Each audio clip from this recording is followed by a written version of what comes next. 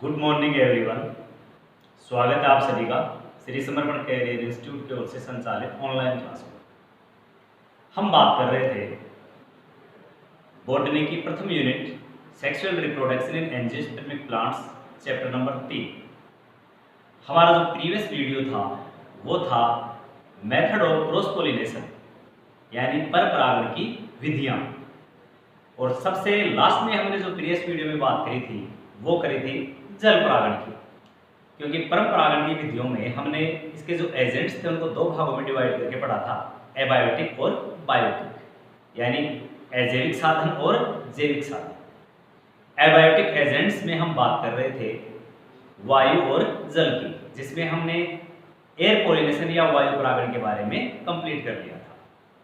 हमने लास्ट में जल परागण के बारे में पढ़ा था और जल परागण में हमने दो विधियां पढ़ी थी। एक पढ़ी थी हमने, दो विधियां थी, हाइपोहाइड्रोफिली और एपीहाइड्रोफिली। जल परागण को हाइड्रोफिली कहा जाता है, जिसके दो मेथड हैं, हाइपोहाइड्रोफिली और एपीहाइड्रोफिली।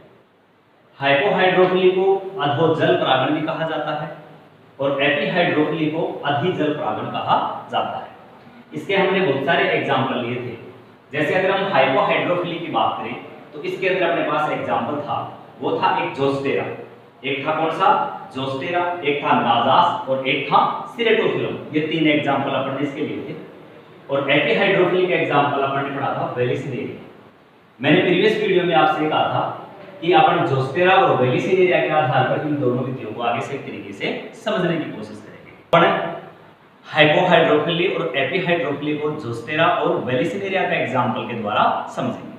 हम सबसे पहले बात करते हैं पोलिनेशन ऑफ वेलिसिनेरिया, यानी वेलिसिनेरिया के अंदर जो जल परागण की प्रक्रिया है वो किस तरीके से संपन्न होती है। तो वेलिसिनेरिया के अंदर जो जल परागण की विधि है वो कौन सी है, एपीहाइड्रोफिली। तो इस विधि के द्वारा वेलिसिनेरिया के अंदर किस तरीके से परागण की प्रक्रिया संपन्न होती है हम उसको पढ़ते हैं। अगर हम बात करें, सबसे पहले हम वेलिसिनेरिया के बारे में सामान्य बातें करते हैं, इसके जनरल कैरेक्टर्स क्या है। देखो, वेलिसिनेरिया एक स्वच्छ जलीय प्लांट है। कैसा पौधा है, स्वच्छ जलीय पादप है। वेलिसिनेरिया एक स्वच्छ जल के अंदर निवास करने वाला पौधा है। अगर हम इस पौधे की बात करें तो ये पौधा एक लिंगाश्रयी पादप है। कैसा पादप है, एक लिंगाश्रयी पादप है। वेलिसिनेरिया एक लिंगाश्रयी पादप है। एक लिंगाश्रय का मतलब मैंने तुम्हारे को अपने प्रीवियस वीडियो में अपने उभय लिंगाश्रय के बारे में पढ़ा था, यानी एक पौधे पर एक पुष्प नर हो और दूसरा पुष्प मादा हो। पुष्प तो एक लिंगी हो, लेकिन नर और मादा दोनों प्रकार के पुष्प अगर एक पौधे में मिलते हैं तो उसको बोलते हैं उभय लिंगाश्रय प्लांट। अगर वेलिसिनेरिया की अपन बात कर रहे हैं तो वेलिसिनेरिया एक लिंगाश्रय पादप होता है। एक लिंगाश्रय का मतलब अगर एक ये पौधा है, इस पे अगर ये पुष्प नर है तो इस पे अपने को सभी पुष्प कैसे देखने को मिलेंगे, नर ही देखने को मिलेंगे, मेल फ्लोर देखने को मिलेंगे। और अगर दूसरा एक पौधा और है उसमें कोई पुष्प अगर मादा है तो इस पे अपने को सभी पुष्प कैसे देखने को मिलेंगे, फीमेल देखने को मिलेंगे। यानी नर पौधा, जो पुष्पों को एक पौधा अगर नर पुष्प धारण करता है तो उस पे अपने को फीमेल फ्लावर नहीं मिलेंगे, और जिस पौधे पर फीमेल फ्लावर होते हैं उस पे अपने को मेल फ्लावर नहीं मिलेंगे। तो पादप तो शरीर कैसा होता है, एक लिंगाश्रय होता है। उसके बाद हम बात करते हैं, अगर इसके पुष्प की बात करें तो वेलिसिनेरिया के जो पुष्प होते हैं वो पुष्प भी क्या होते हैं, पुष्प एक लिंगी होते हैं। वेलिसिनेरिया के पुष्प क्या होते हैं, एक लिंगी, यानी मेल या फीमेल किसी भी दोनों में से कोई से भी एक प्रकार का जन्मांग ही हमारे को पुष्प में देखने को मिलेगा। एक नर पुष्प अलग पौधे पे और मादा पुष्प अलग पौधे पे, और पुष्प भी सिर्फ कैसा होगा, एक जन्मांग को धारण करने वाला ही होगा। अगर हम बात करें इसके नर पुष्पों की तो देखो, वैसे तो वेलिसिनेरिया का जो प्लांट है अपनी सभी उपापचयी क्रियाएं, वेलिसिनेरिया का प्लांट अपनी सभी उपापचयी क्रियाएं जल के अंदर संपन्न करता है। सभी उपापचयी क्रियाएं कहां संपन्न करता है, जल के अंदर संपन्न करता है।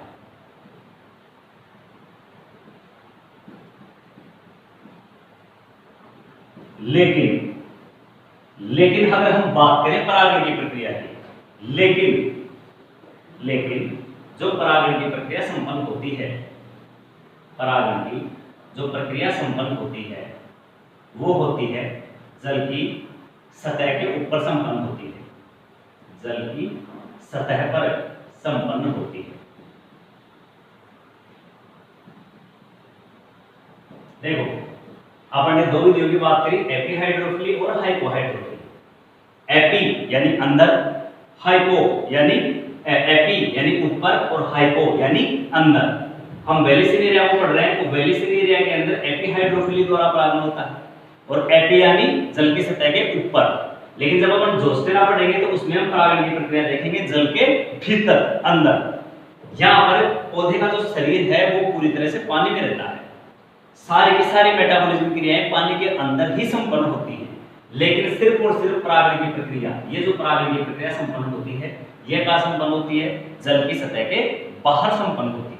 ठीक है, उसके बाद हम बात करते हैं इसके नर और मादा पुष्पों की। परागण की प्रक्रिया के लिए इसका जो नर पुष्प है, नर पुष्प का पुष्पक्रम टूट जाता है। परागण की प्रक्रिया के लिए क्या होता है? जो नर पुष्प का पुष्पक्रम है वो टूट जाता है। नर पुष्प के पुष्पक्रम के टूटने से पुष्पक्रम सहित पुष्प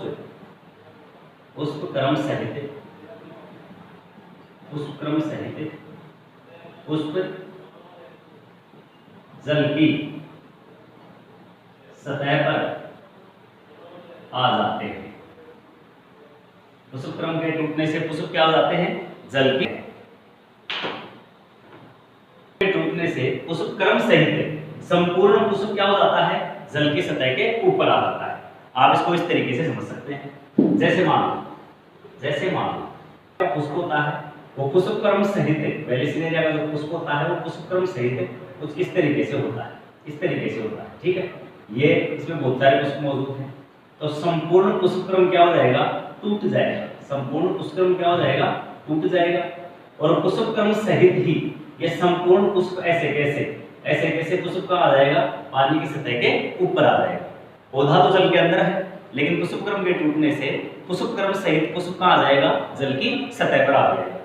अब अगर हम मादा पौधे की बात करें, क्योंकि ये जो नर पुष्प है ये इस एक पौधे पर है, तो पानी के अंदर नर और मादा पौधे बिल्कुल अलग अलग हैं, लेकिन है तो एक साथ ही। बहुत सारे पौधों का समूह है, उसमें कुछ पौधे नर भी हैं और कुछ पौधे मादा भी हैं।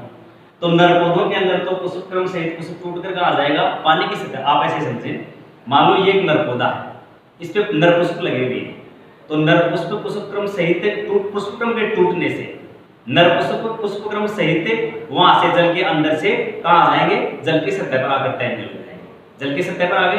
अब दूसरा पौधा है, उसने मादा पुष्प धारण कर रखे हैं, क्योंकि अगर मादा पुष्प भी टूटकर अलग हो गया तो फिर तो परागण की प्रक्रिया होने का कोई फायदा ही नहीं है। मादा पुष्प तो पौधे से ऐसे कैसे कनेक्ट रहता है, तो होगा क्या? अगर हम बात करें मादा पुष्प की, तो मादा पुष्प का जो पुष्पवृंत है, मादा पुष्प का पुष्पवृंत, मादा पुष्प का पुष्पवृंत कुंडलित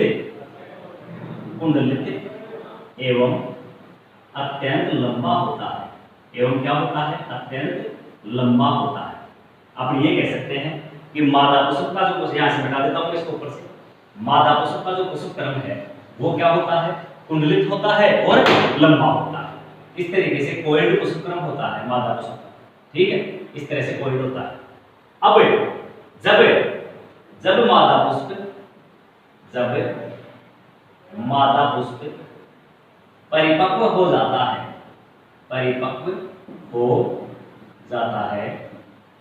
तो इसका पुष्पवृंत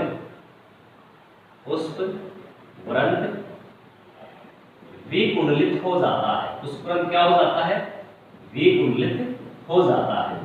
देखो इस तरीके से था पुष्पवृंत, लेकिन जब पुष्प परिपक्व हो जाएगा तो यही पुष्पवृंत क्या हो जाएगा? अनकोइल्ड हो जाएगा, इस तरह से हो जाएगा और भी ज्यादा लंबा हो जाएगा। ये कोइल्ड पुष्पवृंत था, लेकिन ये तब तक ही रहता है जब तक पुष्प परिपक्व नहीं होता, और जब पुष्प परिपक्व हो जाता है तो ये अनकोइल्ड हो जाता है, जिसकी वजह से पुष्पवृंत बहुत लंबा हो जाता है। क्यों? क्योंकि परागण की प्रक्रिया पानी की सतह पे होती है। मादा पुष्प भी पानी के अंदर रहते हैं, लेकिन परागण की प्रक्रिया के लिए मादा पुष्प को भी कहाँ आना होता है? पानी की सतह पे आना होता है। क्योंकि नर पुष्प तो पुष्पक्रम के टूटने से संपूर्ण पुष्पक्रम से ही ऊपर आ जाते हैं, लेकिन अगर मादा पुष्प भी पुष्पक्रम के साथ टूट के अलग हो जाएगा तो पौधे से अलग ही हो जाएगा। उसके बाद अगर उसमें परागण होगा भी तो पुष्प नष्ट हो जाएगा वैसे भी। लेकिन इसमें क्या होता है? जब तक पुष्प परिपक्व नहीं होता तब तो उसका जो पुष्प ग्रंथ है वो कोल्ड रहता है, कुंडलित रहता है। लेकिन जब पुष्प परिपक्व हो जाता है तो उसका जो कुंडलन है वो खुल जाता है और अनकोल्ड होने की वजह से पुष्प ग्रंथ ऐसे लंबा हो जाता है और निकल कर कहां जाता है, पानी की सतह पर। अपन इसको कुछ इस तरीके से कह सकते हैं, अपन डायरेक्ट ऐसे समझ, यहां देखो डायग्राम में देखो, ये अपने पास वेलिसिन एरिया में जल परागण की प्रक्रिया संपन्न होती है। इसमें ये जो पुष्प ग्रंथ आपको दिखाई दे रहा है, ये पुष्प ग्रंथ पहले यूं था, यूं बिल्कुल ऐसे कोल्ड था और पुष्प यहां पानी की सतह के भीतर था। ये पानी की सतह के अंदर अपने इसको ऐसे मान, ये पानी की सतह है, ये पानी की सतह, इसमें अपन पानी की सतह यहां दिखा रहे हैं, ये पानी की सतह है, ठीक है। तो अब ये पुष्प पहले यहां अंदर था, ये अंदर मौजूद था, लेकिन परागण की प्रक्रिया के लिए इसका ये जो पुष्प ग्रंथ है इसमें ये अनकोल्ड हो गया और इसके अनकोल्ड होने से पुष्प ग्रंथ धीरे धीरे लंबा होता गया और पुष्प जल की सतह के बाहर आ गया, सिर्फ और सिर्फ किसके लिए, परागण की प्रक्रिया के लिए। तो जब मादा पुष्प परिपक्व हो जाता है तो इसका पुष्प ग्रंथ विकुंडलित हो जाता है और पुष्प कहां जाते हैं, पुष्प जल की सतह पर आ जाते हैं। पुष्प कहां आ जाते हैं, जल की सतह पे विकुंडलित हो जाता है और पुष्प जल की सतह पर आ जाता है। पुष्प कहां आ जाता है भाई, जल की सतह पर आ जाता है। अब बात करें नर पुष्प की, जो कि पोलिनेशन की प्रक्रिया होगी तो नर और मादा दोनों पुष्पों के अपने को साथ साथ बात करनी है। एक बार मैं आपको डायग्राम में समझा देता हूं पूरा का पूरा। मैंने इसकी थोड़ी पहले इसलिए शुरू की है कि एक बार तुम्हें से बता रहे, देखो ये जो डायग्राम है ये वेलिसिन एरिया का डायग्राम है। इस पे हमने जो ये पुष्प दिखाया है ये मादा पुष्प धारण करने वाला होता है, ठीक है। और ये जो आप डायग्राम देख रहे हो ये फीमेल फ्लावर का है, ठीक है, जिसके अंदर हमारे को एंथरलोप दिखाई दे रही है क्योंकि इसके अंदर परागण भरे हुए हैं। ये भी वेलिसिन एरिया के पौधे के साथ ही जुड़ा हुआ था, लेकिन जब पुष्प परिपक्व हुआ उसके अंदर परागण तैयार हो गए तो ये पुष्प नर पौधे से, इसका जो पुष्प का पुष्प ग्रंथ है वो नर पौधे से अलग हो गया और पुष्प ग्रंथ सहित पुष्प का आ गया पानी की सतह पर आ गया, ठीक है। अब ये जो डायग्राम आप देख रहे हो ये इस फीमेल फ्लावर के वर्तिकाग्र को दर्शाने वाला डायग्राम कि किस तरीके से परागण की प्रक्रिया संपन्न होती है। जैसे ही ये पुष्प का पुष्पक्रम लंबा होगा, मादा पुष्प की बात कर रहा हूं, जब मादा पुष्प का पुष्पक्रम अनकोइल्ड हो जाएगा तो ये पुष्पक्रम बहुत लंबा होने की वजह से पुष्प पूरा का पूरा पानी की सतह के ऊपर आ गया परागण की प्रक्रिया के लिए, ठीक है। अब चूंकि यहाँ पर पुष्प के अंदर क्या पार्ट है, ये फीमेल फ्लावर है, तो फीमेल फ्लावर के अंदर कौन है, कार्पल, और कार्पल का सबसे शीर्ष भाग कौन, वर्तिकाग्र, जहां पर परागकणों का आना होता है। फिर उसके नीचे वर्तिकार अवयव, तो होगा क्या, क्योंकि परागकण कौन लेगा, वर्तिकाग्र किसको ग्रहण करेगा, परागकणों को ग्रहण करेगा। तो इसके लिए क्या हुआ, ये जो मेल फ्लावर है ये भी पानी की सतह पे आ गया। अब क्योंकि पानी की जो सतह है उस पे लहरें या धाराएं बनती रहती हैं, पानी की सतह पे जो लहरें बनती रहती हैं या जो धाराएं बनती रहती हैं, तो सतह पर इन धाराओं के घूर्णन में कौन आ जाता है, ये पुष्प आ जाता है। कौन सा पुष्प, नर पुष्पक्रम सहित मेल फ्लावर, मादा पुष्प की बात कर रहा हूं जिसके एंथरलोब में क्या भरे हुए हैं, परागकण भरे हुए हैं। अब इस डायग्राम में आप देखो ये नर पुष्प को दर्शा रहा है, ये पूरा का पूरा डायग्राम मादा पुष्प को दर्शा रहा है। अब ये नर पुष्प है ये किस में आ जाता है, इन जलीय धाराओं में आ जाता है, क्योंकि मादा पुष्प का जो वर्तिकाग्र है वो पानी की सतह के ऊपर है। अब इसको देखो मैंने यहाँ दिखा दिया, जब ये धाराओं के अंदर फंसता है तो ये ऐसे ऐसे ऐसे ऐसे इसके आसपास क्या करता रहता है, घूमता रहता है। अब इसके आसपास घूमने से ये जो एंथरलूप्स हैं इनमें से निकलने वाले परागकण किसके संपर्क में आ जाते हैं, वर्तिकाग्र के संपर्क में आ जाते हैं। आपको ये जो संरचना दिखाई दे रही है ये संरचना, ये वर्तिकाग्र वाला पार्ट है, तो इसमें से निकलने वाले परागकण किस पे आ जाते हैं, वर्तिकाग्र पर आ जाते हैं और परागण की प्रक्रिया इस तरीके से इसमें संपन्न हो जाती है। तो दोबारा सुन लो, ये तो डायग्राम के अकॉर्डिंग हो गया, हमने ऐसे बात कर ली कि ये वेलिसिन एरिया का फीमेल फ्लावर है, ये मेल फ्लावर है। जो पौधा मेल फ्लावर को धारण करता है तो मेल फ्लावर अपने पेडिकल से टूटकर अलग हो जाता है और पेडिकल सहित ही पानी की सतह पर आ जाता है। फीमेल फ्लावर के अंदर जो पुष्पक्रम होता है ये अनकोइल्ड होता है पुष्प के परिपक्व होने पर, और पुष्प निकलकर जल की सतह के बाहर आ जाता है। फिर जो नर पुष्प जल की सतह पर आ गए थे वो जल की सतह पर जो धाराएं हैं उनमें फंसते हैं, और जो धाराएं जब मादा फ्लावर के आसपास धाराएं उधर से गुजरती हैं या घूमती हैं, तो ये जो फीमेल फ्लावर के अंदर परागकण भरे हुए हैं ये इन धाराओं के साथ साथ ऐसे घूमते हुए फीमेल फ्लावर की वर्तिकाग्र के संपर्क में आ जाते हैं और वर्तिकाग्र पर क्या कर देते हैं, परागकणों को छोड़ देते हैं और इस तरह परागण की प्रक्रिया क्या हो जाती है, संपन्न हो जाती है। तो नर पुष्प क्या करता है, नर पुष्प पोलन ग्रेन को, अब अपन ये लिख सकते हैं, नर पुष्प पोलन ग्रेन्स को जल की सतह पर मुक्त करता है, मुक्त करता है। नर पुष्प पोलन ग्रेन को जल की सतह पर मुक्त करता है। जलीय धाराओं के कारण, जलीय धाराओं के कारण, जलीय धाराओं के कारण परागकण सतह पर आए परागकण मादा पुष्प की वर्तिकाग्र पर पहुंच जाते हैं। आप पहुंच जाते हैं, मादा पुष्प की वर्तिकाग्र पर पहुंच जाते हैं। नर पुष्प पोलन ग्रेन्स को कहां रिलीज करता है, जल की सतह पर रिलीज करता है। उसके बाद जलीय धाराओं के कारण सतह पर आए हुए परागकण, नर पुष्प ने जिन परागकणों को जलीय उसमें जल की सतह पर मुक्त कर दिया, वही परागकण जलीय धाराओं के कारण कहां पर पहुंच जाते हैं, पुष्प की वर्तिकाग्र पर पहुंच जाते हैं। और ये ध्यान रखना, मादा पुष्प सिर्फ और सिर्फ जल की सतह पर मुक्त हुए इन परागकणों को धारण करने, परागकणों को ग्रहण करने के लिए ही मादा पुष्प जल की सतह पर आता है। जब मादा पुष्प की वर्तिकाग्र को परागकण मिल जाते हैं, वर्तिकाग्र को परागकण मिलने के बाद ये जो पुष्पक्रम अनकॉइल्ड हुआ था ना, ये वापस क्या हो जाएगा, कॉइल्ड हो जाएगा। वापस क्या हो जाएगा, ये कॉइल्ड हो जाएगा। और इस पुष्पक्रम के कॉइल्ड होने से ये जो पुष्प है ये परागकणों को लेकर वापस कहां आ जाएगा, जल की सतह के नीचे आ जाएगा, यानी जल के अंदर आ जाएगा।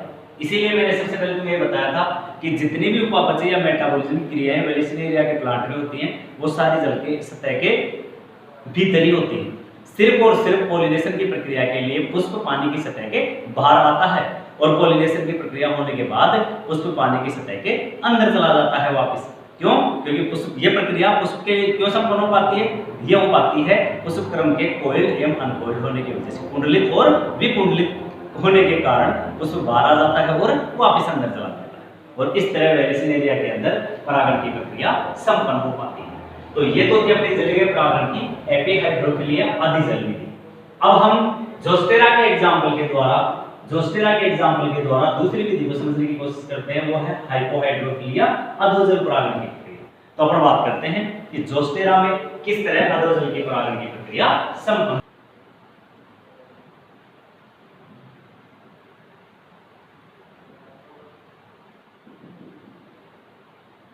जोस्टेरा में पॉलिनेशन की प्रक्रिया किस तरीके से संपन्न होती है, ध्यान दें। जोस्टेरा के अंदर जो पॉलिनेशन की विधि है वो कौन सी, अपन ने पहले इसका नाम लिख रखा है हाइपोहाइड्रोफिली।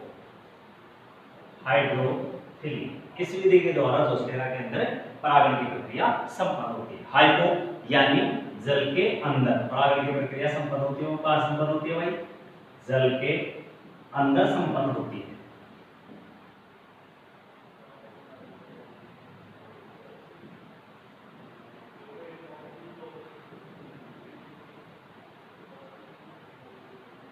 परागण की प्रक्रिया कहां संपन्न होती है, जल के अंदर संपन्न होती है। अब अगर हम सबसे पहले बात करें जोस्टेरा की, तो जोस्टेरा क्या है, ये एक मैरीन प्लांट्स है। जोस्टेरा इज ए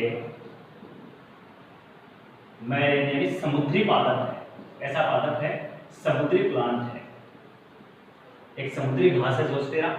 अगर हम बात करें इसके पादप की, इसका जो पादप शरीर है अगर हम उसकी बात करें होता है, ये उभयलिंगाश्रीय पादप होता है। लिंगाश्रीय पादप होता है। इसका पादप होता है वो कैसा होता है भाई, उभयलिंगाश्रीय पादप होता है। उभयलिंगाश्रीय का मतलब एक ही पौधे पर नर और मादा पुष्प। जैसे मान लो ये अगर एक पुष्प नर है तो दूसरा पुष्प क्या है, मादा। नर और मादा दोनों प्रकार के पुष्प हमारे को जोस्टेरा के एक ही पौधे पर देखने को मिलेंगे। इसका जो प्लांट का जो शरीर होता है पुष्प के आधार पर या पुष्प धारण करने के आधार पर पादप शरीर कैसा होता है, उभयलिंगाश्रीय होता है। अच्छा, इस पादप के जो मादा पुष्प हैं, अभी हमने थोड़ी देर पहले किसकी बात करी थी, थोड़ी देर पहले हमने वेलिसिनेरिया की बात करी थी, क्योंकि हम एपियाइड ड्रोफिली पढ़ रहे थे, वहां पर वेलिसिनेरिया के लिए बात करी थी कि वेलिसिनेरिया के अंदर जो मादा पुष्प है ये परागण की प्रक्रिया के लिए क्या होता है, जल की सतह के बाहर आ जाता है। लेकिन जोस्टेरा के अंदर जो मादा पुष्प है ये परागण की प्रक्रिया के लिए जल की सतह के बाहर नहीं आता, अपितु जल के अंदर ही परागण की प्रक्रिया संपन्न होती है। तो जो मादा पुष्प है जोस्टेरा का, मादा पुष्प जल के अंदर रहता है। मादा पुष्प कहाँ रहता है, जल के अंदर रहता है। क्योंकि एक ही पौधे पर अपने को नर और मादा यानी मेल और फीमेल दोनों प्रकार के फ्लोर देखने को मिलेंगे। तो नर जो परागकण बनाता है ये परागकण मादा तक पहुंचाने का काम कौन करता है, पानी, वाटर ही कैरियर करता है। किस वाटर ही कैरियर के रूप में काम करता है परागकणों को वर्तिकाग्र तक पहुंचाने का। क्योंकि इसके अंदर जो पोलन ग्रेन्स होते हैं, खास बात क्या है कि जोस्टेरा के जो पोलन ग्रेन्स होते हैं, जोस्टेरा के जो पोलन ग्रेन्स होते हैं ये तंतुमय पोलन ग्रेन्स होते हैं। ऐसे होते हैं तंतुमय। पूछा हुआ प्रश्न एक बार एग्जाम में पूछा जा चुका है, इनमें से किस पादप के अंदर तंतुमय पोलन ग्रेन्स होते हैं। तो जिसके जो पोलन ग्रेन्स होते हैं वो कैसे होते हैं, तंतुमय होते हैं जोस्टेरा के, और पानी के द्वारा ही पोलन ग्रेन्स को कहाँ पहुंचाया जाता है, वर्तिकाग्र पर पहुंचाया जाता है। दोबारा सुनो, जोस्टेरा एक समुद्री प्लांट है। जोस्टेरा का जो पादप शरीर होता है वो पुष्प धारण करने के आधार पर उभयलिंगाशय होता है। नर और मादा दोनों प्रकार के पुष्प हमारे को एक ही पौधे पर देखने को मिलेंगे।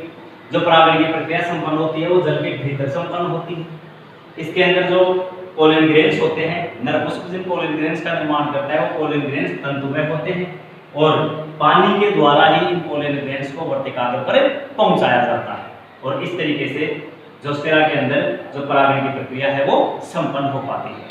तो अब से पहले हमने बात कर ली जो एबायोटिक फैक्टर है या एबायोटिक एजेंट है, एयर और वाटर यानी वायु और पानी, ये किस तरीके से परागण की प्रक्रिया पर परागण की प्रक्रिया पादपों में संपन्न करते हैं, इसके बारे में पढ़ लिया। अब अपना जो नेक्स्ट टॉपिक शुरू होगा वो शुरू होगा एबायोटिक एजेंट्स यानी जो जैविक कारक हैं, जिसमें हमने बात करी थी कीटों की, पक्षियों की, चमगादड़, चींट, सांप, घेंगे, ये किस तरीके से परपरागण की प्रक्रिया पादपों में संपन्न करते हैं उसके बारे में हम बात करेंगे। तो अपना नेक्स्ट वीडियो होगा बायोटिक एजेंट्स किस तरीके से परपरागण की प्रक्रिया को संपन्न करते हैं। Thank you. बाकी बातें हम अगले वीडियो